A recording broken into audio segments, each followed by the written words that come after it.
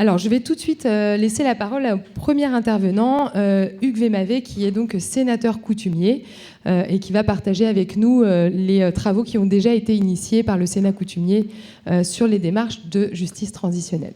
Merci, Hugues.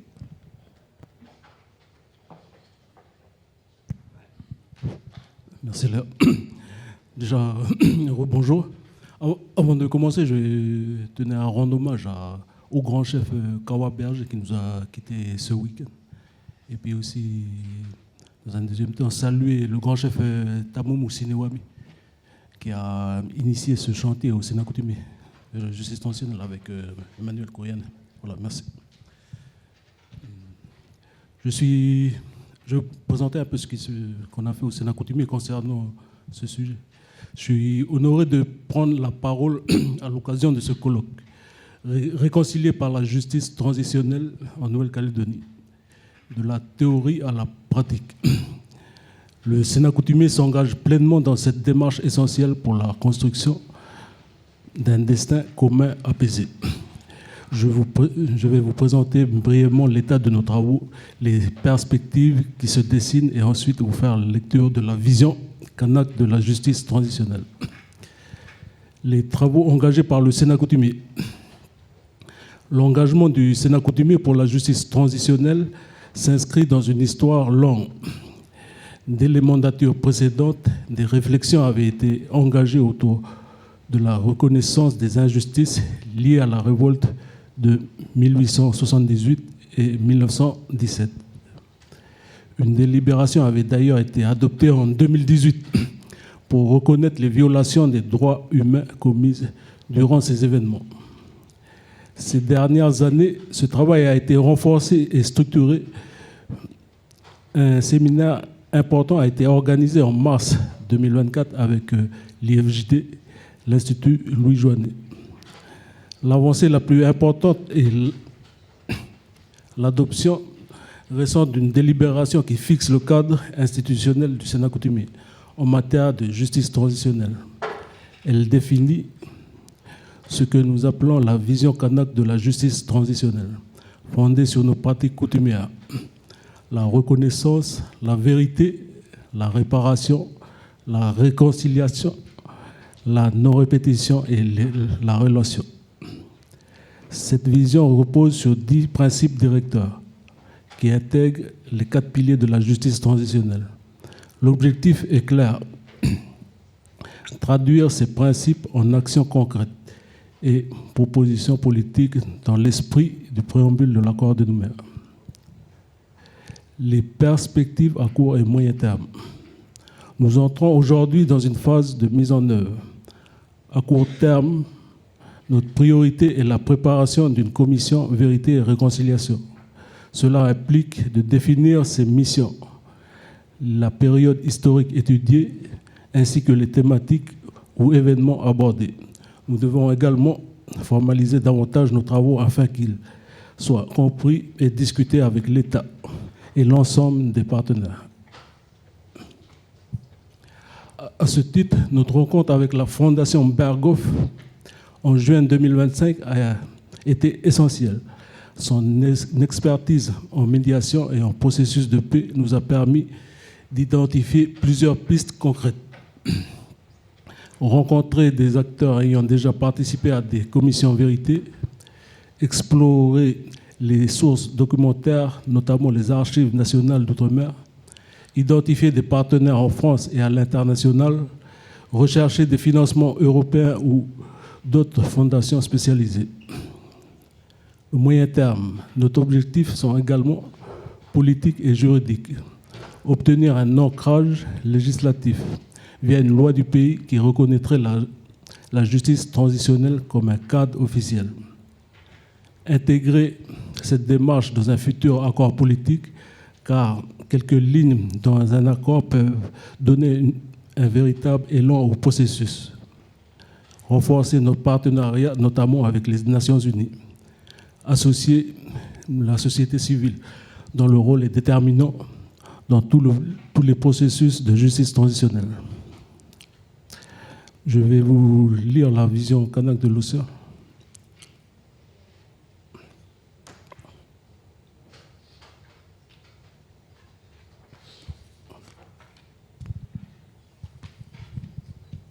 Préambule.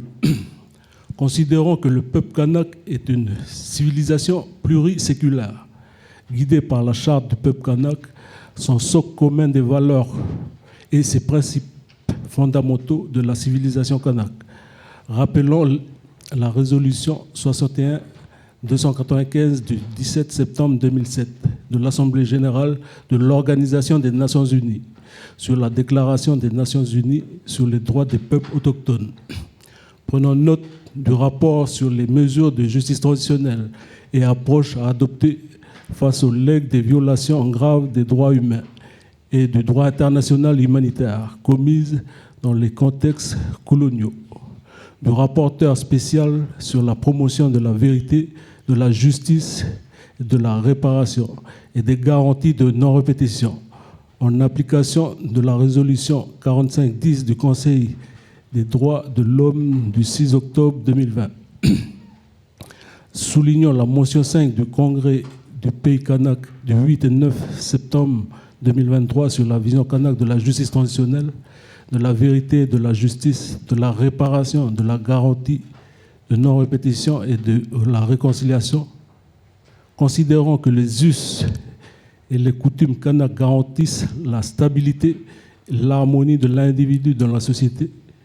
Considérons en particulier que les objectifs de la justice transitionnelle sont fondés sur le droit à la vérité, le droit à la justice, le droit à la réparation, le droit aux garanties de non-répétition.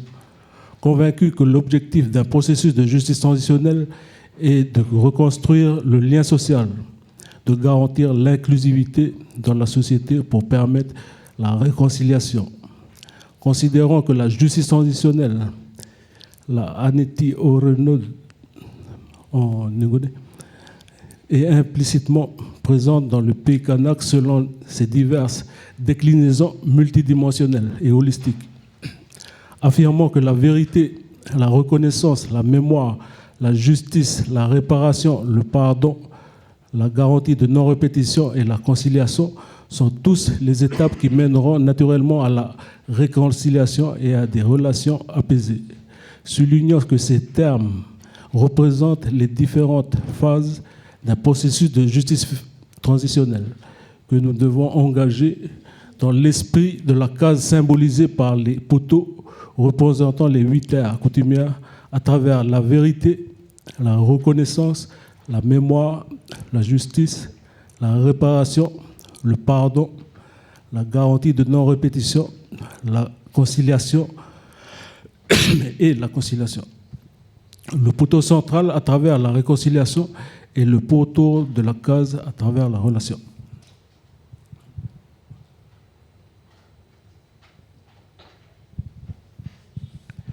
Considérons que la vérité Halaju est une vraie parole, celle qui est authentique, nipi, et sincère, uni natu. Considérons que la reconnaissance vie rewere, c'est reconnaître ses actes, les valeurs, les principes, les règles de vie d'une culture, d'un peuple et d'un espace tamang. Considérons que la vérité au Nimiri Muru nous rappelle l'histoire précoloniale, coloniale et contemporaine du pays kanak. Considérons que la justice Hamekoti est le moyen de répondre aux injustices coloniales et de redresser le pays. Considérons que la réparation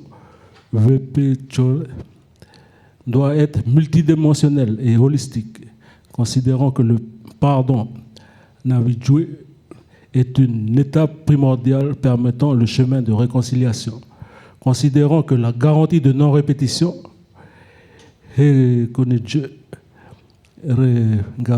je m'excuse de la prononciation, on a 16, c'est traduit en 16 dialectes. Je comprends qu'un seul dialecte sur les 16. Et un mécanisme qui doit être utilisé pour éviter la répétition des violences coloniales institutionnelles. Considérons que la conciliation Tchiana et par la reconnaissance des valeurs et des principes de chaque peuple est un préalable à toute forme de réconciliation. Pi ni nim. Considérons que la réconciliation Johu est l'objectif à atteindre pour parvenir à une société apaisée. Considérons que la relation Khalaya reste le lien qui attache les hommes et les femmes afin de maintenir l'équilibre social et construire une nation kanak libre, multiculturelle dans une paix durable, encourageant les générations futures à s'inscrire dans l'esprit et la lettre de cette déclaration.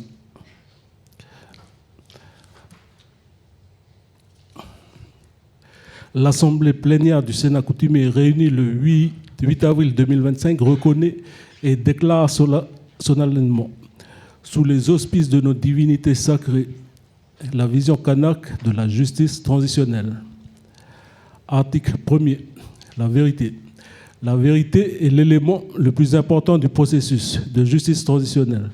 Elle est le commencement de toute tentative de rétablissement du dialogue entre les parties prenantes et les socles du chemin menant à la réconciliation.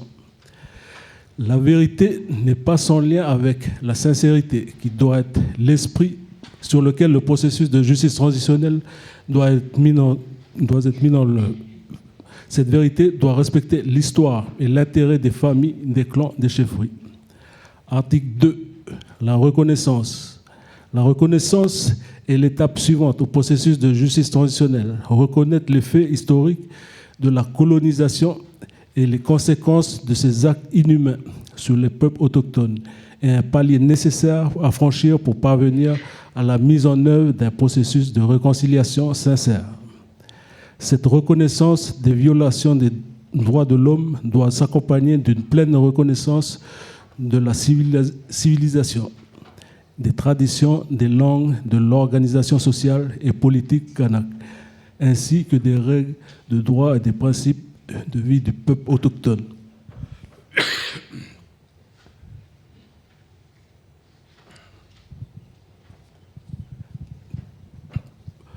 La mémoire. Article 3, la mémoire.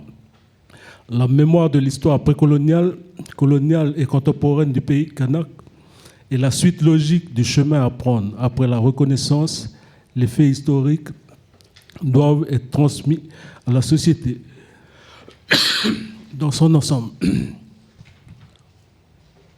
notamment la jeunesse.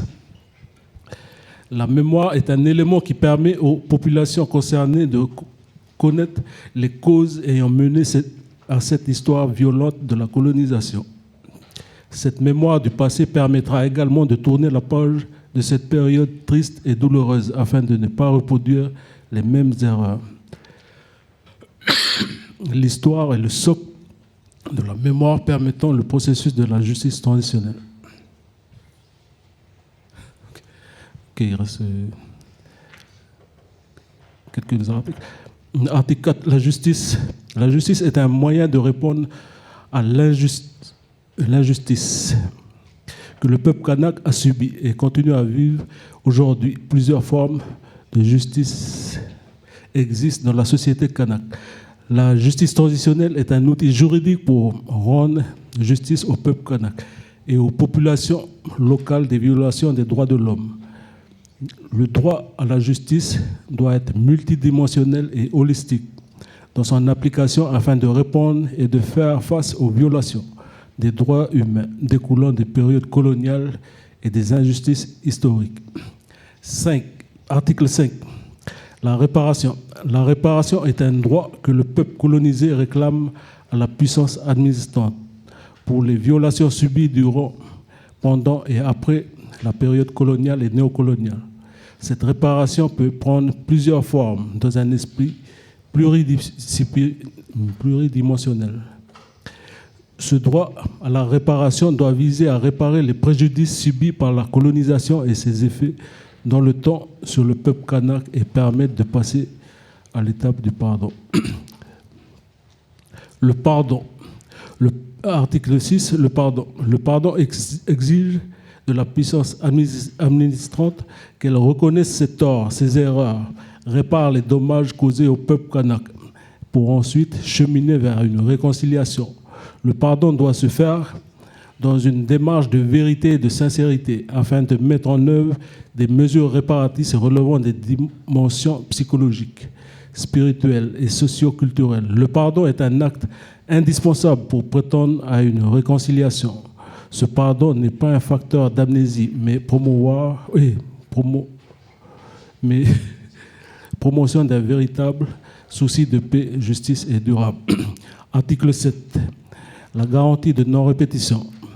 La garantie de non-répétition vise à ce que les violations des droits humains subies par le peuple autochtone kanak ne se reproduisent plus à l'avenir. Plusieurs mesures doivent être prises pour favoriser la non-répétition des violences coloniales sous toute forme, y compris institutionnelle.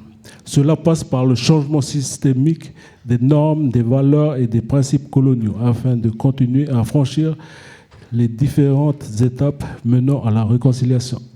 Il reste 3 articles. Oh. Ok. Ok. Voilà, dans les articles qui restent là, comme le temps ne permet pas de terminer, je vais juste lire les titres des 3 articles qui manquent. L'article 8, la conciliation. L'article 9, la réconciliation. Et l'article 10, la réconciliation. Voilà, le Sénat coutumier a posé la fondation d'un processus indispensable pour l'avenir. Nous disposons désormais d'un cadre clair, la vision kanak de la justice transitionnelle. La prochaine étape est d'agir avec tous les partenaires pour avancer vers une réconciliation réelle et durable. Pour construire un avenir apaisé, nous devons accepter de regarder le passé ensemble sur un chemin exigeant mais nécessaire. Je vous remercie. Léon.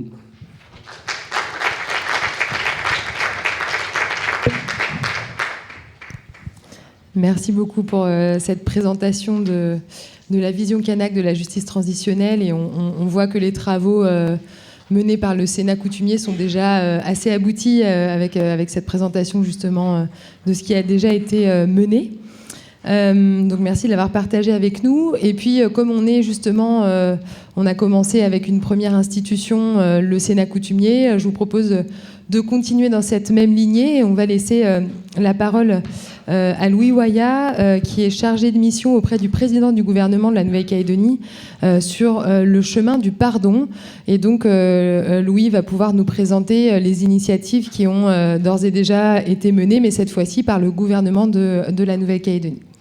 Louis, tu as la parole. Merci Léa. C'était prévu que je passe en avant-dernier, mais là, donc, Léa me fout un coup de stress supplémentaire. Alors, j'ai quelques diapos à présenter, mais juste quelques mots sur ce qui a été fait. Alors, je rappelle que l'initiative du chemin du pardon, donc, c'était le discours du président de la République, donc le 26 juillet 2023. Et je ne sais pas si beaucoup l'ont noté, mais 2 ans presque jour pour jour, c'est-à-dire le 12 juillet 2025, discours de clôture de Bougival, il a rappelé l'importance du chemin du pardon. Voilà. Donc ce dossier-là avait été confié au président de gouvernement, donc président Mapou, donc j'ai été en charge auprès de lui de ce chemin du pardon. Donc quelques mots, parce que on a commencé, mais les événements du 13 mai sont arrivés et ensuite la chute du gouvernement. Donc je suis devenu l'orphelin du chemin du pardon.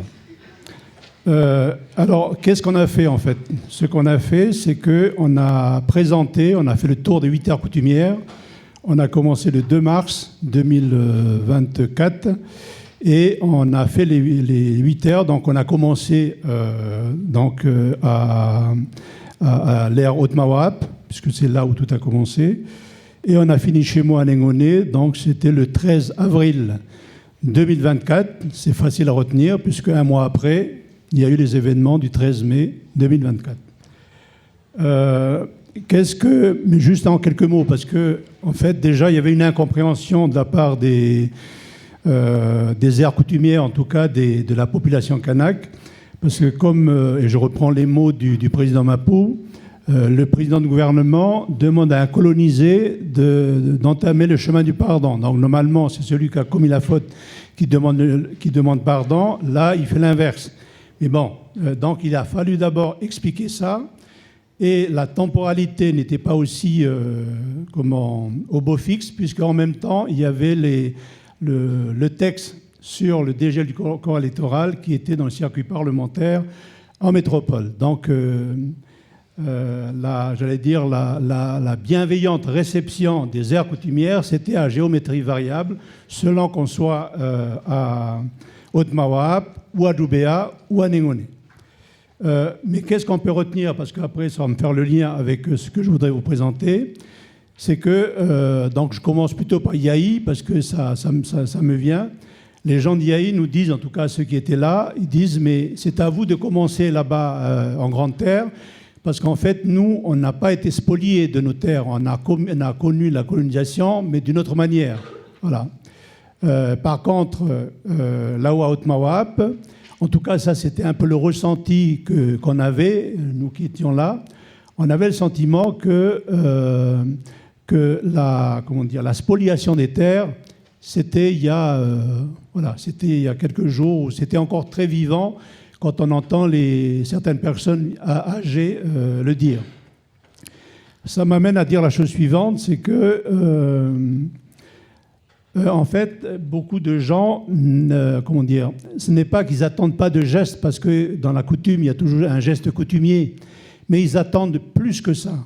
Voilà. Mais ce plus que ça, on n'arrive pas à le définir. Donc, c'est un petit peu ce que je vais faire là. Je vais essayer de... Mais là, j'allais dire, ça ne regarde que moi, c'est ma réflexion, et c'est la réflexion aussi que nous menons au sein de l'association que je préside, qui s'appelle Arnabout. Donc, je vais vous le présenter, l'état de nos réflexions, c'est-à-dire, et je vais essayer de faire le lien, c'est un petit peu l'épreuve que je me suis faite, c'est de voir comment on fait le lien avec la justice transitionnelle. Voilà. Donc, j'y vais. Alors, je vais prendre le TGV. Donc, prenez le TGV avec moi, parce que si vous prenez le train corail, vous n'allez pas le suivre. Vous n'allez pas suivre. Parce que, en plus du stress de passer maintenant, elle me dit 15 minutes. Ça va être compliqué. Mais on y va. Alors, du coup, pour les promoteurs de la justice transitionnelle, pardonnez-moi pour la proportion, mais il faut bien que je défende aussi en tout cas l'idée que je veux apporter ici. Donc en fait, ce que je veux apporter ici, c'est qu'en fait, selon moi, il y a deux blessures. Il y a ces blessures visibles, mais il y a aussi ces blessures invisibles. Voilà. Et ces blessures invisibles, alors ça me permet de parler de quelqu'un qui avait utilisé ce terme-là dans un entretien avec France 2, je crois, il y a quelques années.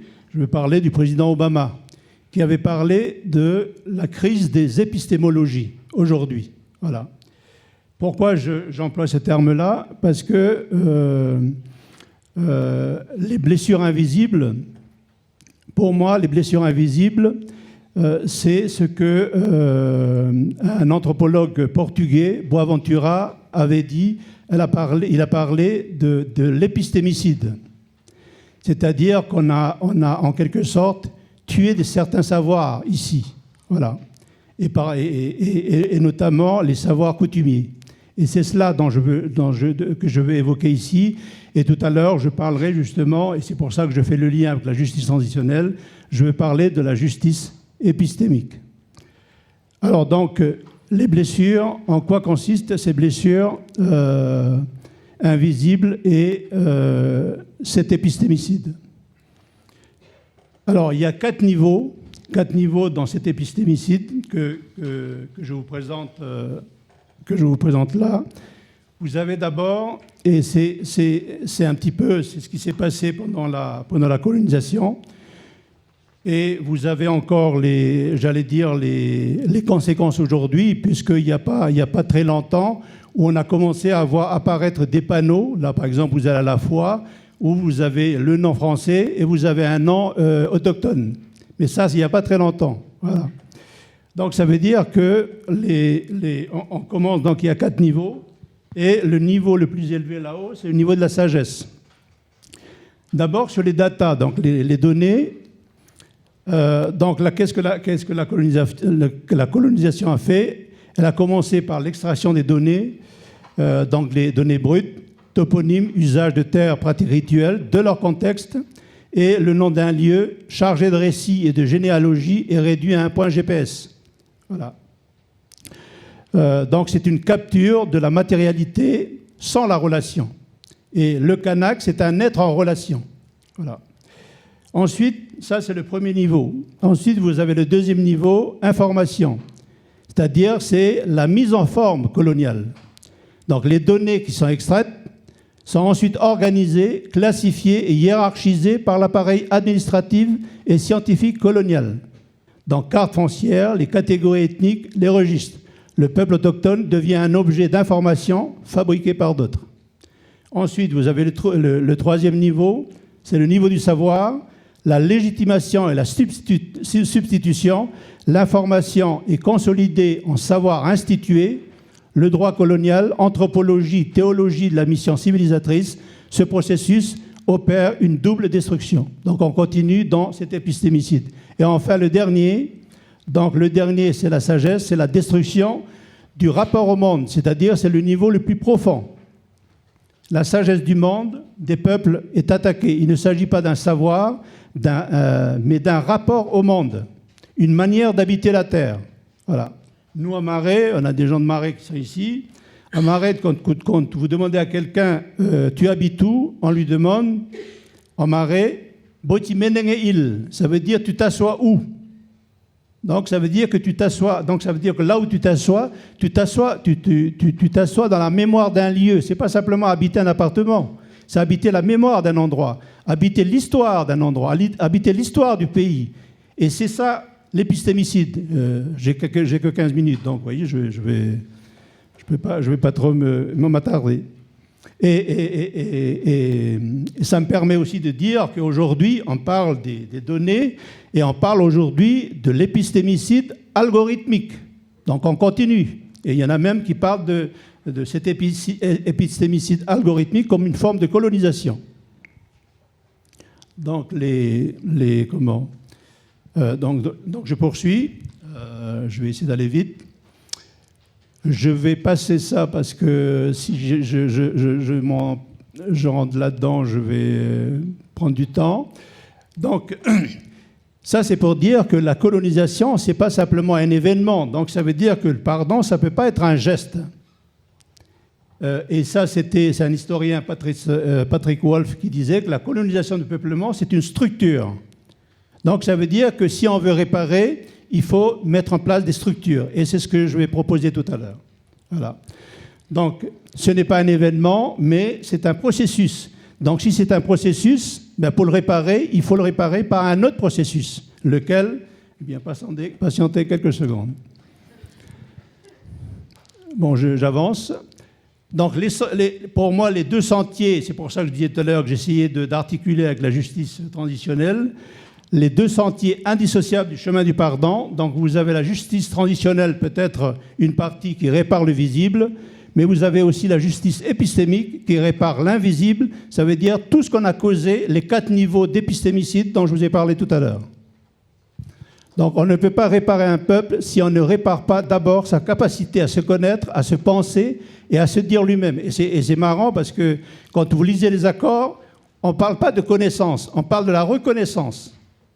Mais ce monsieur, par exemple, si je l'avais croisé dans la rue il y a quelques jours, je ne peux pas dire que je le reconnais puisque je ne le connais pas.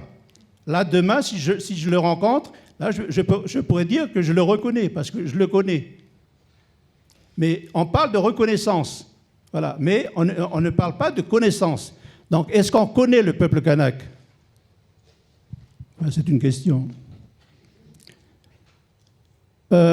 donc ça, je vais poursuivre, mais c'est pour dire aussi que quand on parle de la souveraineté politique, en tout cas, à mon sens, il ne peut pas y avoir une souveraineté politique si on n'a pas une souveraineté épistémique. Parce que la vraie souveraineté, à mes yeux, c'est d'abord la souveraineté intérieure, cette liberté-là. Mais bon, on n'a pas le temps de développer. Donc, l'instrument de la réparation, et vous allez comprendre pourquoi, l'instrument de la réparation de la communauté, de ce que je viens de dire là, eh bien, ce que je propose, c'est ce que j'ai appelé la communauté politique autochtone. Et vous allez le comprendre après. Et la communauté politique autochtone, c'est une architecture institutionnelle, au même titre que la communauté européenne, en tout cas l'Union européenne aujourd'hui. Donc, c'est un schéma institutionnel. Pourquoi je fais le lien avec l'Union européenne, avec la Constitution de l'Union européenne? Parce qu'un des promoteurs de l'Union européenne, qui s'appelle Jacques Delors, il a dit que l'Union européenne repose sur un paradigme qui s'appelle le pardon et la promesse. Et dans le discours du président Macron, il n'a pas parlé de la promesse, il a parlé de l'avenir. En fait, je pense qu'il veut parler de la promesse, puisque Jacques Delors s'est inspiré par un auteur qui avait été cité tout à l'heure, qui s'appelle Hannah Arendt. Et la communauté politique autochtone, c'est un État ou une communauté fondée non sur l'ethnicité.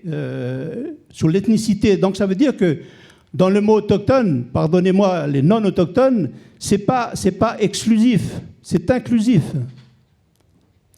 Bon, on n'a pas le temps ici de le développer, mais je ferai tout à l'heure mais c'est inclusif. D'ailleurs, dans nos langues à nous, dans nos langues kanak, chez nous, à Marais par exemple, quand on dit nous, il y a deux façons de dire nous. Et à l'IFO aussi, je vois Olivier, il y a deux façons de dire nous. Il y a Enid, c'est nous là. Vous en faites pas partie. Et quand on dit Edie, eh ben c'est nous. Et en l'IFO aussi, il y a aussi cette façon de dire nous. Donc dans nos langues que nous on apprend de nos parents, de nos grands-parents, eh bien on n'apprend pas ce nous exclusif. On apprend les deux, exclusif et le nous inclusif. Et dans la CPA, eh bien c'est un nous inclusif. Je n'ai pas le temps de développer, ça sera pour une autre conférence. Donc la CPA, c'est une institution qui reconnaît le droit autochtone comme mode de vérité et les savoirs coutumiers comme normatifs, puisque je disais tout à l'heure, la colonisation a commis cet épistémicide. Donc un espace de souveraineté partagée, de dialogue entre les régimes de vérité, et donc je pense que c'est pour ça que le président Obama parle de la crise épistémologique, parce qu'il y a une perte justement de confiance, mais aussi de ces régimes de vérité. Et le cadre institutionnel qui transforme la blessure du passé en un avenir commun. L'institution du dépassement du passé colonial. Alors pourquoi je parle de la CPA? Donc j'ai pris un vieux concept philosophique qui s'appelle l'antéléchie.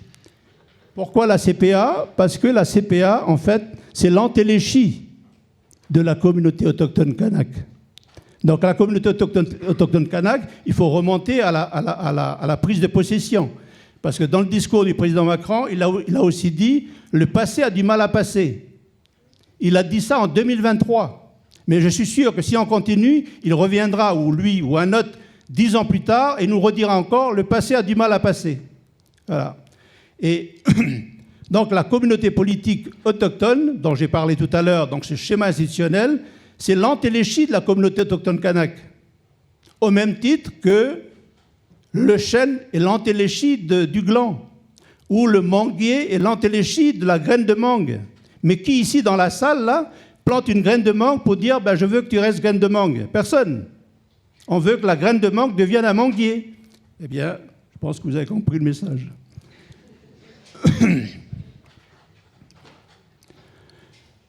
Alors, il y a un cheminement comparable, c'est ce que je disais tout à l'heure, donc 2 minutes, ça va être rapide. Donc, je l'ai dit tout à l'heure, donc je vais prendre 10 secondes. C'est pour ça que je dis qu'il y a déjà un schéma comparable en Europe, puisque, comme je disais tout à l'heure, Jacques Delors disait que l'Europe est bâtie sur un paradigme qui est le pardon et la promesse. Voilà. Mais la différence, et c'est ça, et c'est pour ça que je ne l'ai pas précisé, je vais le faire maintenant, c'est que dans la communauté politique autochtone, elle est constituée des anciens peuples autochtones colonisés. Et la différence avec l'Union européenne, c'est que parce qu'à partir de Maastricht, c'est là où la Constitution française a institué un nouvel article, un nouveau titre, qui est le titre 15, et beaucoup de juristes ont appelé ça l'européanisation de la Constitution française. Voilà. Et ce que je prône, et c'était une conférence de 4 heures, donc vous voyez qu'en 2 minutes, ce ne sera pas possible, mais c'est l'autochtonisation de la Constitution française, c'est-à-dire comment la CPA, donc la communauté autochtone, politique autochtone, vient dialoguer avec l'Union européenne, c'est-à-dire les anciens peuples colonisés viennent dialoguer au sein de la Constitution française avec, j'allais dire, entre guillemets, leurs anciens bourreaux. Voilà. Et la différence aussi, c'est que l'Union européenne, eh bien, c'est j'allais dire, la réparation ou la réconciliation entre des États. Alors que la CPA, c'est entre des États et des peuples colonisés. C'est là toute la différence. Donc, je n'ai pas le temps de poursuivre, mais c'est pour ça que je dis que c'est une ambition plus haute. En tout cas, c'est ce que je pense profondément, hein, que le modèle européen, plus loin, plus profond et plus haut. Il me reste 30 secondes, donc je n'ai pas le temps de développer. Le non inclusif, je passe. On ne restaure pas un peuple sans restaurer sa capacité à se penser lui-même. Et j'en conclus par là. Donc, le temps est venu de bâtir. Donc, embrasser cette vision signifie engager 4 chantiers décisifs. Engager un véritable processus de pardon, aller au-delà du symbolique pour structurer un chemin de réparation durable, inscrire la justice épistémique, et pourquoi pas aussi la justice transitionnelle, au cœur des négociations, reconnaître que l'avenir institutionnel dépend de la réparation cognitive, pas simplement la réparation aussi de cet épistémicide qui avait été causé.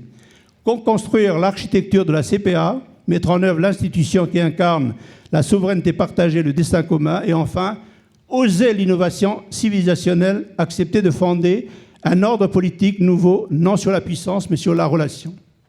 Et je crois, Léa, que j'ai fini. Donc, nos blessures racontent notre histoire. Les guérir, c'est choisir d'en faire un récit d'avenir. Merci.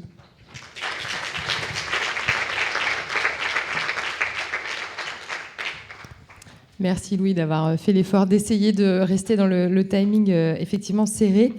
Voilà, je trouve que c'est intéressant que tu aies montré que la réparation devait être un processus, devait être un système et non pas seulement un événement, comme tu le disais. Et ça fait évidemment, bien sûr, écho à tout ce qui a déjà été dit précédemment sur la dimension systémique aussi de la justice transitionnelle. Donc merci pour ce partage. Et le temps continuant à défiler, je vais sans plus attendre passer la parole à Véronique Armand, qui est trésorière du comité Parole, Mémoire, Vérité et Réconciliation, qui est une autre forme d'initiative qui a émergé sur le territoire il y a peu. Et donc je vais lui laisser vous présenter cette initiative qui s'inscrit là aussi de façon assez proche dans ce qui peut être l'esprit de la justice transitionnelle. Merci beaucoup. Donc, dans un premier temps, je tiens à remercier l'Université de Nouvelle-Calédonie, et particulièrement la Meyer et Harvard, de donner de la visibilité à l'association. Donc, je suis là, donc moi je suis trésorière de l'association parce que ni le président ni la vice-présidente n'étaient disponibles. On est un petit groupe et on fait en bénévole en fonction de nos dispositions. Donc, je vais faire un petit rappel sur les origines de l'association. Donc, elle est née d'une réflexion pour un chemin de réconciliation débuté en 2021. Donc, le haut-commissaire de l'époque, Patrice Faure, a initié le regroupement en comité de différentes associations, ainsi que la majorité des membres du comité des sages. Donc, ce comité a été consulté au lendemain des émeutes de 2024 par les différentes visites ministérielles, par les présidents des assemblées législatives, mais aussi par la mission d'observation du Forum des îles du Pacifique. Et le comité est devenu donc une association type loi 1901, en novembre 2024, sous l'appellation Parole, Mémoire, Vérité, Réconciliation. Et donc, tout est au pluriel. Hein. Là, il manque un S. Alors, on a choisi de tout mettre au pluriel pour signifier la pluralité de la société calédonienne, les différentes réconciliations à mettre en place, certaines pouvant relever de propositions de la société civile, d'autres restant de la responsabilité de l'État. Donc, pour nous, il s'agit aussi d'aller vers une histoire inclusive, prenant en considération les différentes représentations des communautés calédoniennes. Donc l'association, l'acronyme PMVR, demande la déclassification de certaines archives pour pouvoir pleinement éclairer des moments de l'histoire. Alors, au jour d'aujourd'hui, la démarche n'a toujours pas abouti, mais en parallèle, PMVR a entamé une caravane des mémoires. Donc, l'objectif de la caravane est double: créer un matériel archivistique, un matériel pour comprendre les souffrances, les représentations, les aspirations des Calédoniens, mais, deuxième aspect, aussi une œuvre cathartique, on en parlait tout à l'heure, libérée par la parole pour après être capable d'entendre l'autre.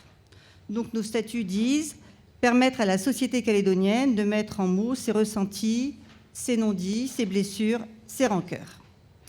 Donc le but de PMVR est d'avancer vers un chemin de réconciliation qui permette une paix durable et de faire société. Donc on propose à travers la caravane des mémoires la possibilité à chacun de verbaliser ce qui pèse de son histoire et tendre ainsi vers une forme de guérison, mais aussi d'être source de réflexion et de propositions dans une Calédonie à construire. Donc, mise en place de l'association. Dans un premier temps, on a rencontré les institutions. Donc, on a rencontré le Sénat coutumier, la présidente du Congrès, le président du gouvernement, enfin les deux présidents successifs, l'association des maires. On a pris aussi le temps donc de définir nos missions, de nous entendre sur le lexique. Et donc, là, grâce à Clara Filippi, qu'on a entendu tout à l'heure, qui est prestataire pour l'association, de mettre au point la méthode de la caravane des mémoires. L'objectif est d'aller dans toutes les communes, enregistrer la population.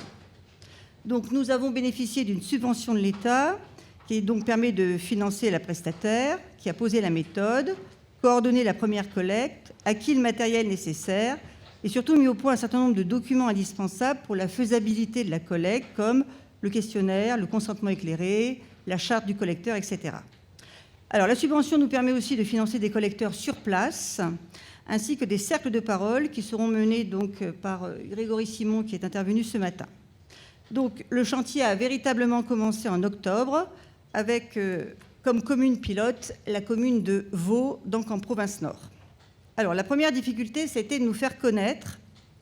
Donc on a pris des contacts avec la mairie, on a eu un accueil très chaleureux, avec un réel soutien du projet. Donc la mairie met à disposition par exemple un local et une certaine logistique. Donc la mairie a aussi initié une réunion à laquelle assistaient les représentants coutumiers de la région. Et il y a eu une deuxième coutume qui a été faite dans les locaux de l'Arot Mawa pour présenter l'association aux personnes qui étaient absentes lors de la première réunion. Donc pour l'instant, nous avons effectué une quarantaine de collectes. Donc sur place, on a une enseignante donc, qui réside à Vaud, qui collecte. On a aussi le soutien d'une retraitée originaire de Vaud. Et on a aussi dans nos membres donc, une enseignante qui réside à Nouméa, mais qui est originaire de la commune. Et ça, c'est important, parce que les premiers contacts pris ont résulté donc, des contacts de ces personnes. Deuxième phase, on a fait une permanence au marché de Vaud, qui a permis de commencer à donner de la visibilité à l'association auprès de la population, et qui a permis de recruter une collectrice, donc originaire de la commune. Mais ça nous a aussi permis de mesurer nos limites. Donc il a fallu qu'on reprenne notre questionnaire et on se rend compte qu'il faut une véritable formation des collecteurs. Et donc on est rentré en contact avec le centre Chibaou, puisque le centre Chibaou a une grande maîtrise de collecte de mémoire orale. Et le centre Chibaou, d'ailleurs, avec lequel on sera en convention, sera dépositaire des archives de l'association. Donc on a fait une deuxième collecte qui résulte d'une permanence qu'on a faite à la fête du crabe de Vaud. Donc c'est comme ça que peu à peu, on conquiert le terrain, qu'on rencontre les gens, qu'on se fait aussi connaître. Et on a l'impression que peu à peu, s'établit une véritable confiance. Donc des personnes se sont portées volontaires lors de cette rencontre et donc sont venues témoigner. Et dedans, on est content parce qu'on a eu vraiment des gens d'origine kanak, ce qui n'est pas toujours le public le plus facile à rencontrer. Donc pour l'instant, on est à 2 collectes. On en organise une 3e qui aurait dû se tenir mi-décembre, mais l'indisponibilité des gens fait qu'elle est repoussée à mi-janvier. Et donc, avant chaque entretien, on précise à la personne qui dépose sa mémoire les conditions de l'enregistrement. Et si la personne veut interrompre l'enregistrement, tout peut s'arrêter. Donc, dans notre panel, il nous manque encore des jeunes et il nous manque encore des personnes d'origine kanak pour qu'on soit vraiment représentatif, donc, de la population de Vaud. Donc notre prestataire est en train de finaliser une première analyse et ceci dit, nous pouvons déjà dire que si la mise en route est lente, elle est probante. Les gens ont tous dit qu'il était bien de parler. Ils sont étonnés de voir qu'on s'intéresse à eux, et alors qu'ils disent qu'ils n'ont rien à dire, ils répondent aux questions, et l'entretien est même souvent l'occasion pour eux de réfléchir et de revenir sur certaines affirmations. Donc, en plus de cette collecte de paroles, on prévoit aussi de revenir pour des cercles de parole, puisque tous les gens ont dit, du jeune de 16 ans au plus âgé de 87 ans, de toutes origines et de toutes tendances politiques, qu'ils souhaitaient discuter, en tout cas voir la position des autres. Donc, ça c'est la collecte, les cercles de parole. Et on a une troisième étape, c'est la restitution aux populations. Donc cette restitution, elle prendra un petit peu un caractère entre guillemets scientifique. Il va y avoir une analyse donc, des mémoires.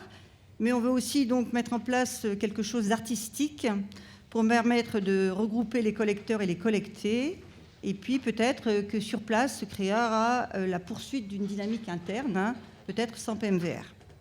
Donc la parole des citoyens permettra de mieux comprendre ce qui fait société, ce qui constitue des obstacles et certainement des clés pour des réconciliations que nous confierons aux institutions. Pour l'instant, je peux vous dire que c'est véritablement passionnant. Donc je fais partie des gens qui ont collecté. C'est passionnant et c'est émouvant d'entendre des récits de vie multiples et des personnes parfois très convaincues politiquement, mais qui acceptent d'être confrontées à la parole de l'autre. Il y a vraiment une grande sincérité des propos. Et donc pour terminer, je vous propose quelques éléments de choses qu'on a pu nous confier.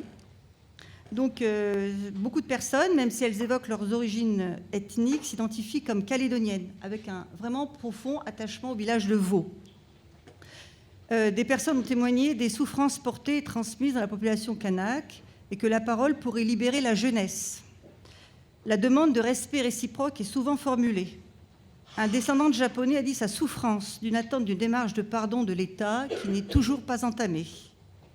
Les événements de 84 sont perçus comme une rupture des liens communautaires, une période douloureuse. S'il existe des espaces de rencontre, le temps où les uns et les autres se côtoyaient à l'occasion de fêtes ou de compétitions sportives est révolu ou n'a plus le même aspect. Le vivre ensemble harmonieux, souvent présenté en début d'entretien, évolue vers un vivre les uns à côté des autres avec des communautés qui, somme toute, se connaissent assez mal. 2024 a réveillé le désir d'une partie de la population de Vaud, donc, de renouer des liens. Les collectés évoquent des projets comme celui de la mairie qui met en place donc, la case des communautés, et puis ont évoqué aussi un certain nombre d'actions citoyennes, des actions solidaires, la redynamisation du marché, etc. Le foncier, bien évidemment, source de tension, la réforme foncière étant perçue par des personnes d'origine kanak comme une extension de terres coutumières, elles attendent encore la reconnaissance des terres originelles des clans, et c'est une demande forte, tandis que pour des non-kanaks, il y a l'attente d'une légitimité à posséder le foncier, qu'une légitimité à posséder le foncier soit reconnue par les indépendantistes. Et enfin, je finirai comme dernier exemple, une réelle défiance pour les politiques, accusés d'avoir provoqué cette fracture dans la population, alors que tous aspirent à vivre ensemble. Sont soulevées les différences d'opinion politique, parfois source de tensions, source de conflits au sein des tribus. Donc là, on poursuit notre terrain de Vaud, en sachant que la prochaine commune qu'on compte enquêter, c'est Nouméa, donc autant vous dire que c'est un immense chantier. Et donc, PMVR cherche des membres dévoués pour pouvoir se joindre à leur entreprise. Voilà.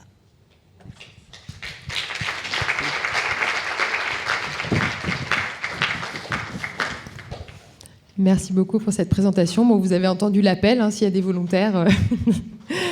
Merci de nous avoir présenté cette belle initiative de l'association avec ces caravanes de la mémoire qui effectivement s'inscrivent complètement dans cette idée aussi de la justice transitionnelle. On n'a pas encore parlé non plus, ça a été évoqué rapidement aujourd'hui, la question de la mise en œuvre très concrète de où on va. Je crois que c'est Nadège qui a parlé du lieu qui était important.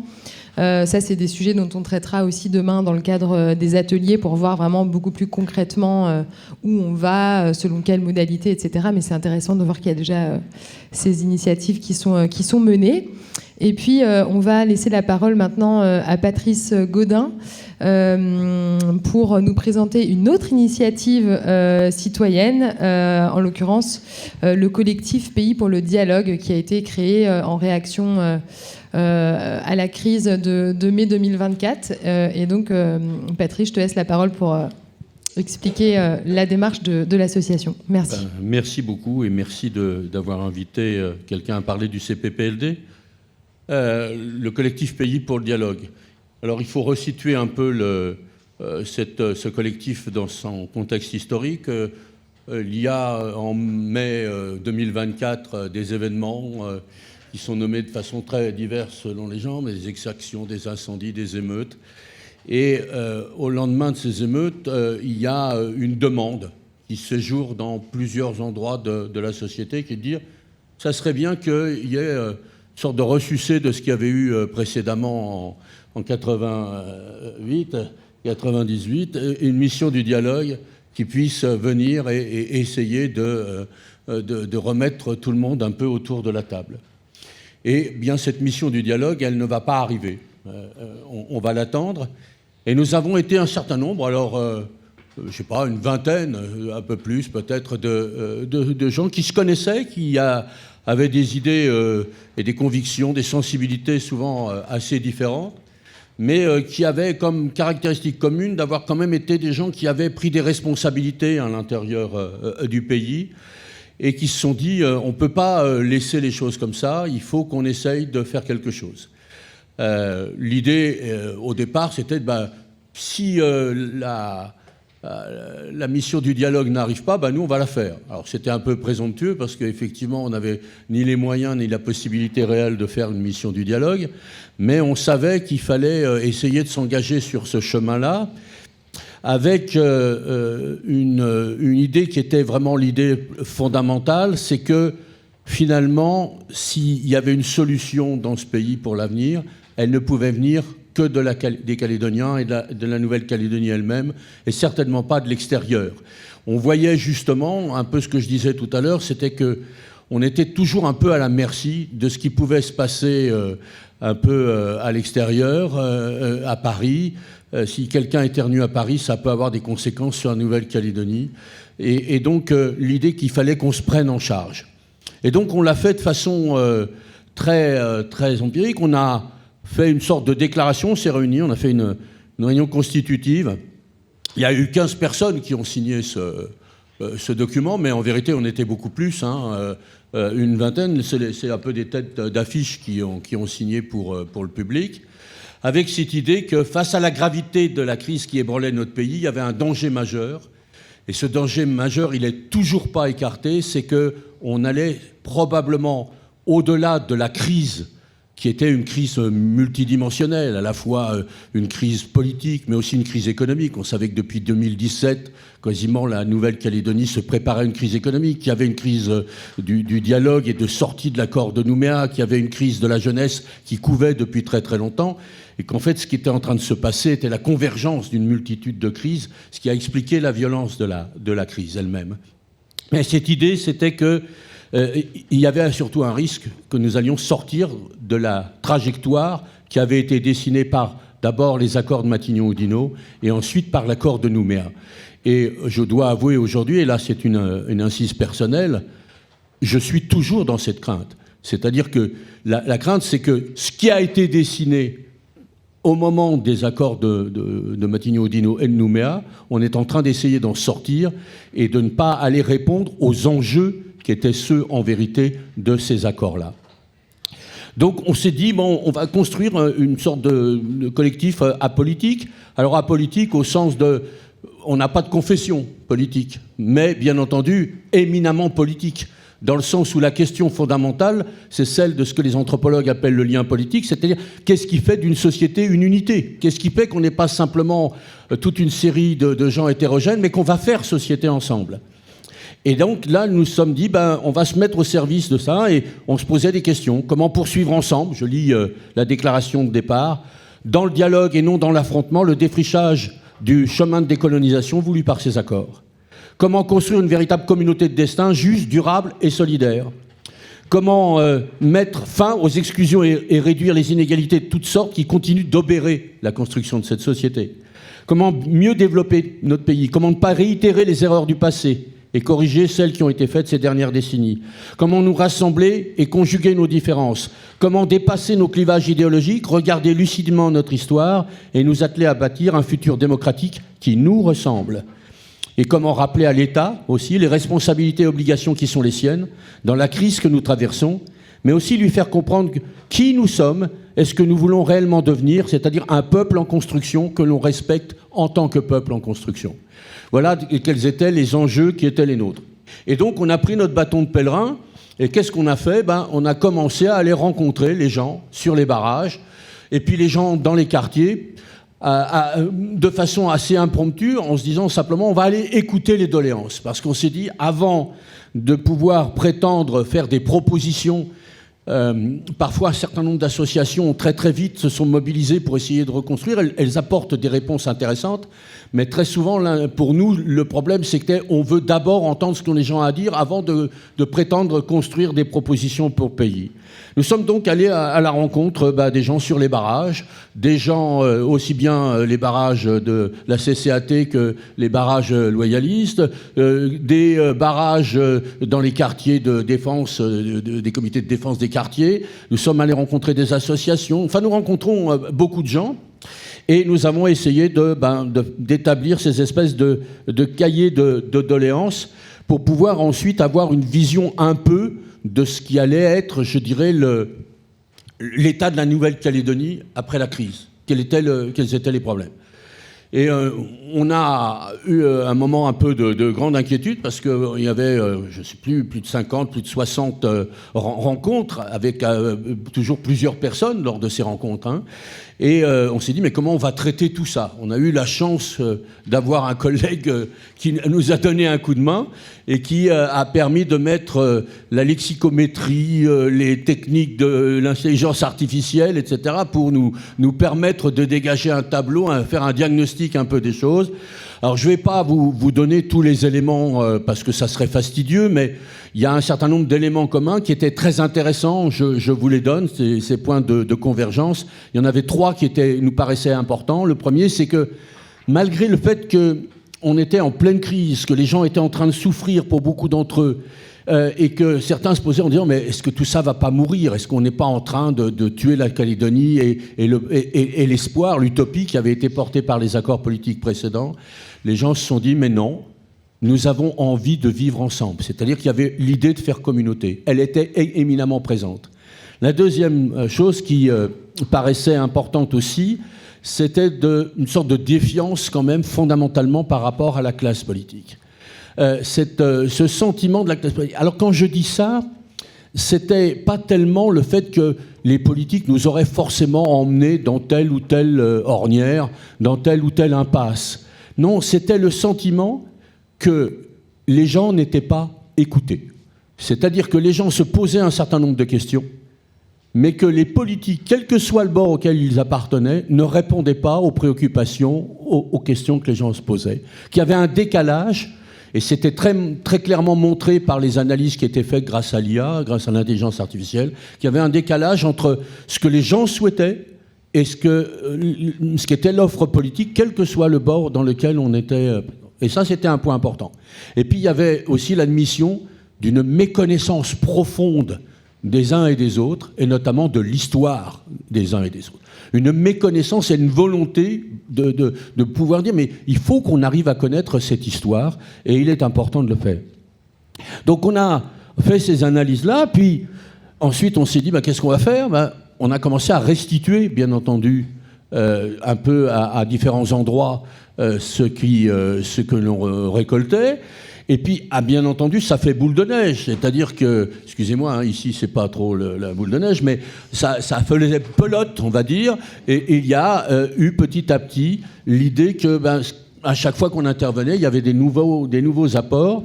Et on s'est dit, maintenant, il faut qu'on crée des ateliers. Et on est dans cette période-là d'ateliers. Et ces ateliers, il faut qu'on leur donne un objectif. Et l'objectif, il est très clair. C'est de revenir à ce qui était à l'origine l'idée, c'est-à-dire qu'à la sortie des 3 référendums, on ne va pas rentrer dans le débat sur savoir si les référendums sont justes, pas justes, s'il fallait en tirer les conclusions qu'on en a tirées ou pas, mais une chose en tout cas est certaine, il devait y avoir une négociation pour savoir quel type de société on avait envie d'en faire et qu'il y a une véritable concertation. Et l'idée, c'est d'essayer de relancer cette concertation sur la base de ce qui nous paraît être les 4 piliers de l'accord de Nouméa.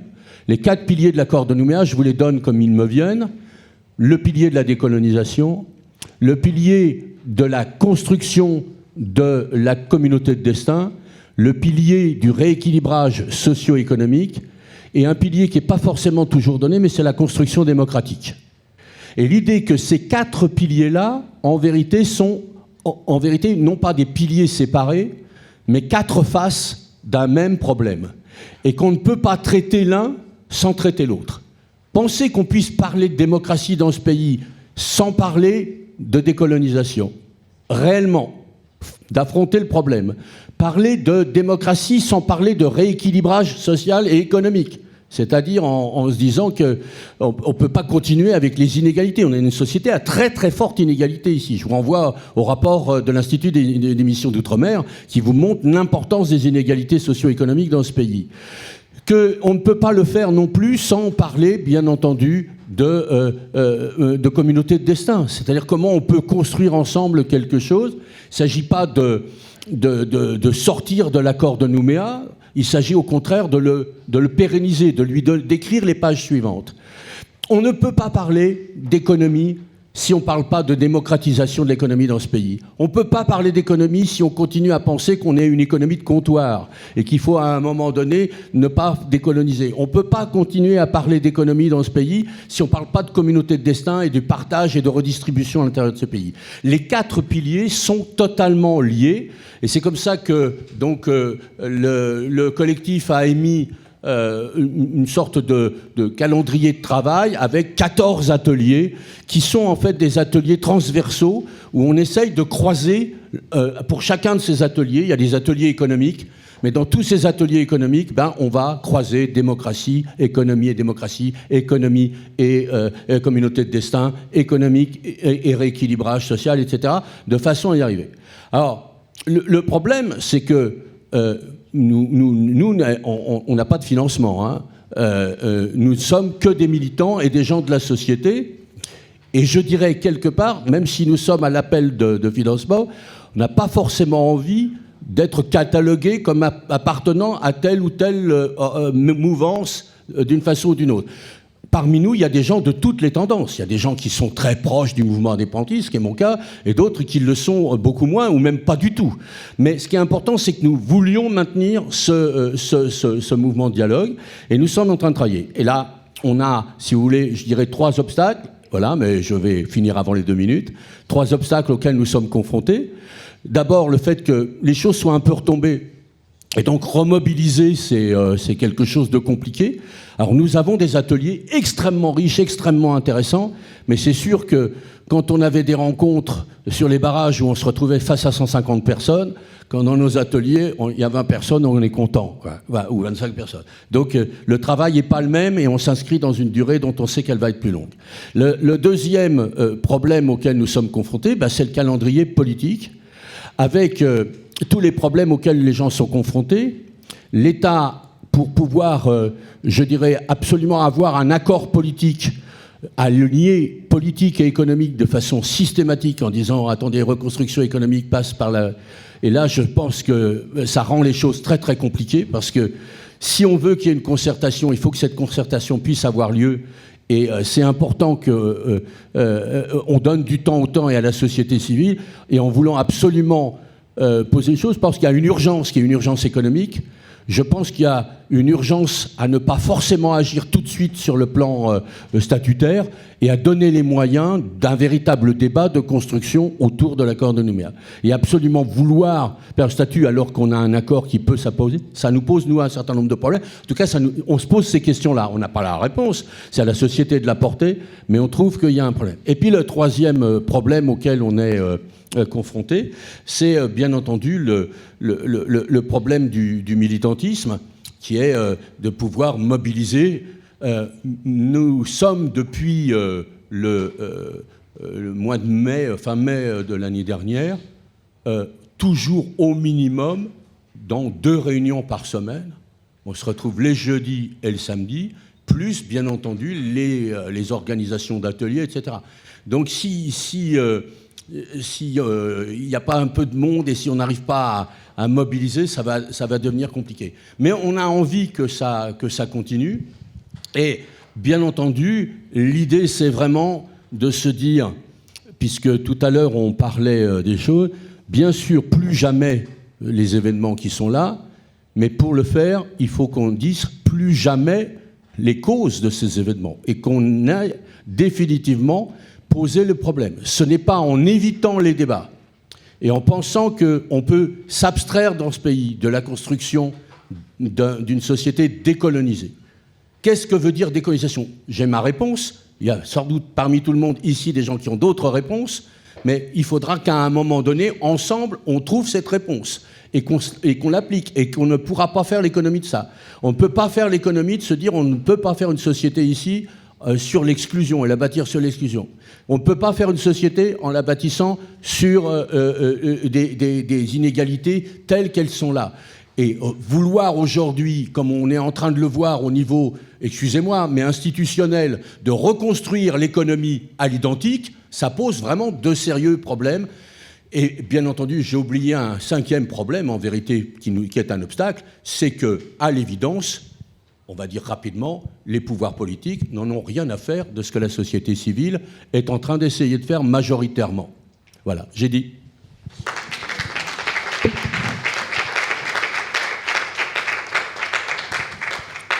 Merci beaucoup, Patrice, d'avoir partagé les premiers résultats, ou en tout cas constats du CPPBLD suite aux nombreux entretiens qui ont été menés dans ce cadre. Et je crois que ça nous permet de voir, en ayant un peu traversé ces 4 initiatives, qu'il y a vraiment beaucoup de choses qui, encore une fois, existent déjà au niveau local, dont il faut s'inspirer, il faut partir de ça certainement, et vous serez tous d'ailleurs demain dans les ateliers, donc on va pouvoir aller plus loin aussi à partir de ces différents éléments que vous nous avez proposés. Il va nous rester 5 minutes pour des questions dans la salle à notre intervenant.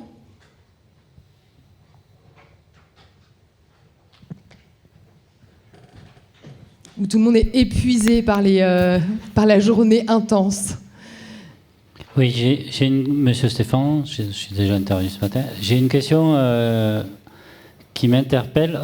Ça me fait penser un peu aux Gilets jaunes, fin du mois, fin du monde.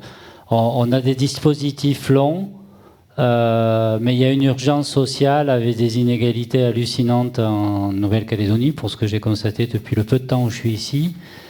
Et est-ce que travailler sur la résorption des inégalités, donner une forme d'espérance à une jeunesse qui est pour beaucoup désespérée, ça ne serait pas aussi une façon de réduire la colère qui permettrait peut-être de faciliter le dialogue et donc d'impulser plus facilement les dispositifs d'une justice transitionnelle? Et c'est un peu le sens de ce que j'ai pu comprendre du travail du CPPLD et de l'autre collectif.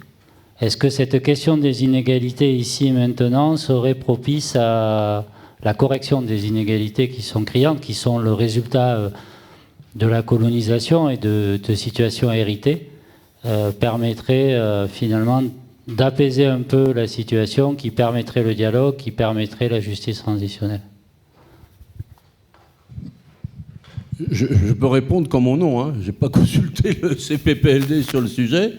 Moi, ce qui me paraît en tout cas très clair, c'est qu'aujourd'hui, on veut absolument lier la reconstruction économique et l'accord politique, et que c'est une erreur fondamentale.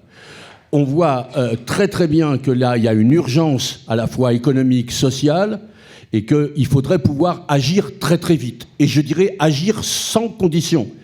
Il y a une responsabilité de l'État qui a laissé faire toute une série de choses et lui-même n'a pas été complètement clair. Il y a une responsabilité de tous les politiques dans ce pays qui ont laissé une situation de crise économique s'installer, qu'il y ait eu le 13 mai ou pas le 13 mai, il y aurait eu cette crise économique.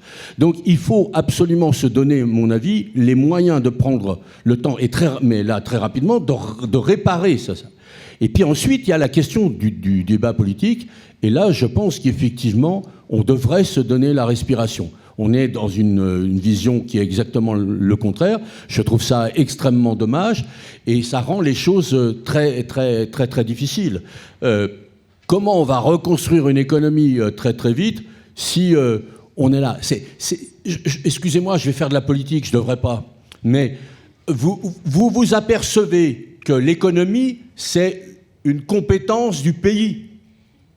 Et qui est en train aujourd'hui de vouloir reconstruire l'économie et de dire comment ça doit se faire? C'est une envoyée de l'État français qui est en train d'essayer de chapitrer tout le monde pour que tout le monde rentre dans le moule. Il y a un vrai problème. Tant que ce pays ne voudra pas assumer sa propre construction, quelle que soit l'évolution politique sur le long terme, il n'y a rien qui pourra se créer ici. On continue tout le temps à aller chercher auprès de l'État ce qui est absolument terrible. On est enfermé dans une double contrainte. L'État, parce qu'il y a un contentieux colonial, est le problème dans ce pays. Mais en même temps, c'est celui qui tient tout le monde. C'est le squelette externe. Et donc, il est à la fois celui qui tient la structure de la société et en même temps celui qui empêche à la société de venir. Tant qu'on ne sortira pas de ce cercle vicieux, on ne réglera pas les problèmes dans ce pays.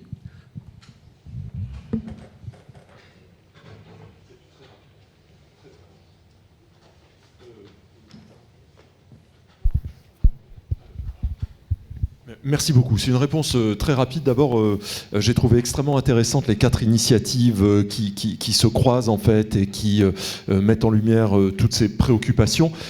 Une question très rapide qui va appeler une réponse rapide de votre part, je pense.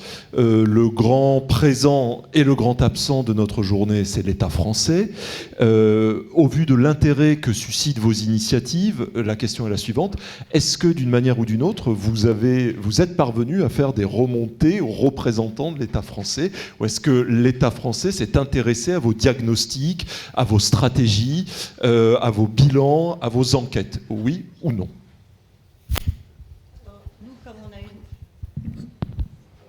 Nous, comme on bénéficie d'une subvention de l'État, nous devons rendre compte la semaine prochaine de ce qu'on a fait. Donc je ne sais pas si ça intéressera l'État, mais en tout cas, on va rendre compte.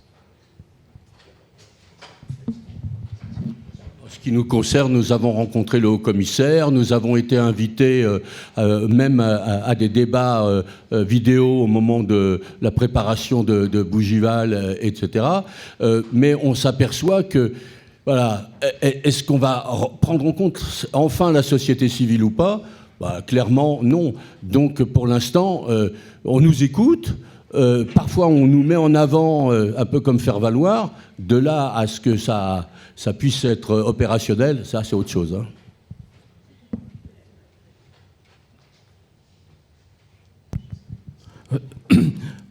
Pour nous, le Sénat coutumier, dans un premier temps, on voulait faire ce travail-là entre nous, les Kanaks au Kanak. Parce que comme j'ai entendu tout à l'heure, c'est comme pour Jean-Marie Tjibaou, c'est pas un blanc qui l'a tué, comme pour Ataï, c'est pas l'État, on va dire, c'est pas les soldats de l'État qui l'ont tué ou comment ça s'appelle, le grand chef Nol. Dans un premier temps, là, on veut se réconcilier entre nous déjà, les chefferies entre chefferies. Dans un deuxième temps, avec les autres communautés, puis dans un troisième temps, avec l'État. Voilà, merci.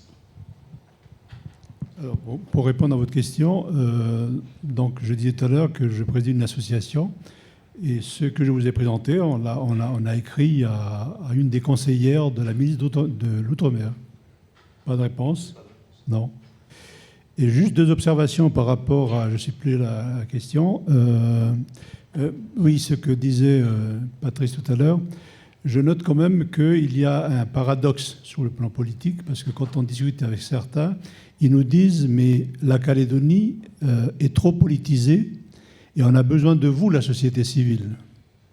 Sauf qu'une fois qu'ils ont dit ça, je ne sais pas s'ils sont prisonniers de leur... En tout cas, ça c'est ce que certains politiques nous disent. Voilà. Et l'autre chose que je note aussi et que je dis partout, depuis le 13 mai, l'année dernière, jusqu'à aujourd'hui, personnellement, j'ai toujours une insatisfaction, c'est qu'on n'a pas tiré les leçons du 13 mai.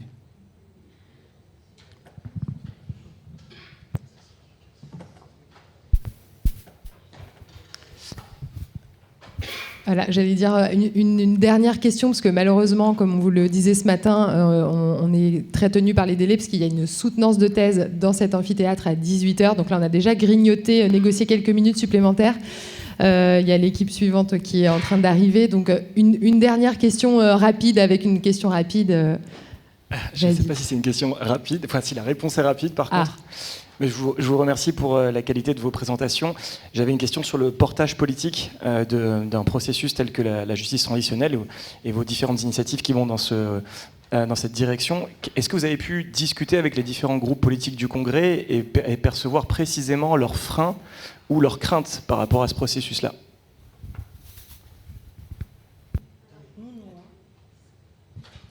Non, nous, on a été reçus par la présidente du Congrès uniquement, mais on n'a pas été reçus par les groupes politiques. Mais en même temps, on est en cours de fabrication, quoi. C'est encore frais. Alors, juste un mot. Il y a une difficulté que je n'ai pas nommée pour notre collectif, c'est que nous nous sommes automandatés. C'est-à-dire que nous faisons un certain travail, mais nous n'allons pas, à un moment donné, frapper à la porte de politiques ou de responsables gouvernementaux ou étatiques en leur disant « nous venons porter une parole », parce que nous ne sommes représentatifs de rien, que du travail que nous faisons. Nous répondons oui à toutes les convocations, à toutes les invitations possibles et imaginables, mais nous n'allons pas, nous, faire cette démarche d'y aller, parce que personnellement, je ne me sens légitime de rien. Je ne suis que représentatif de Patrice Gaudin et tous ceux qui sont là, Madame Temmereau, Gérald Courteau, Didier Guénon-Chanson, tous les autres, François Lequérol qui est là, etc. On est tous représentatifs que de nous-mêmes. Et on fait un travail, mais c'est un travail que nous avons initié par nous automandatant. Donc c'est un peu difficile. S'ils ne viennent pas nous chercher, c'est sûr que nous, on n'ira pas frapper.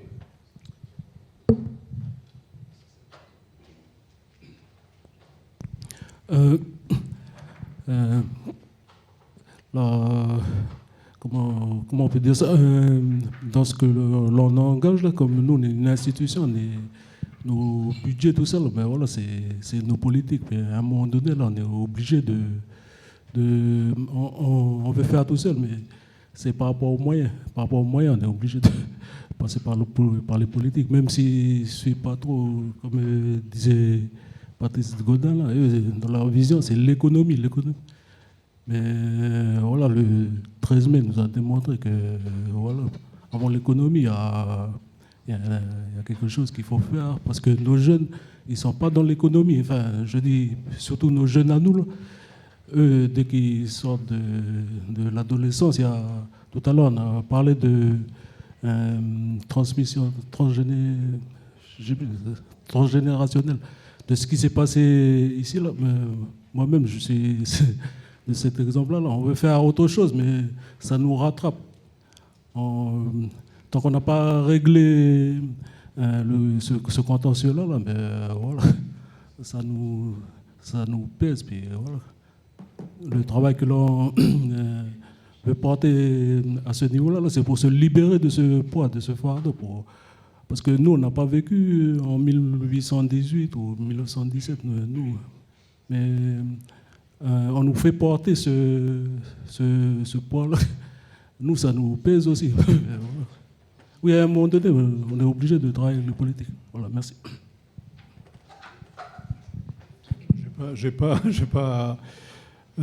Qu'est-ce que je peux dire? Nous, enfin, c'est à la demande de l'ancien président du Sénat coutumier, on a fait notre présentation au Sénat coutumier. Après, les politiques, on a écrit à certains politiques. Et puis c'est tout. Après, notre association, elle n'a que 2 ans, donc on continue notre bonhomme de schéma. Sinon, on a un café débat le 13 mai, donc on va inviter les politiques. Pas le 13 mai, le 13 décembre.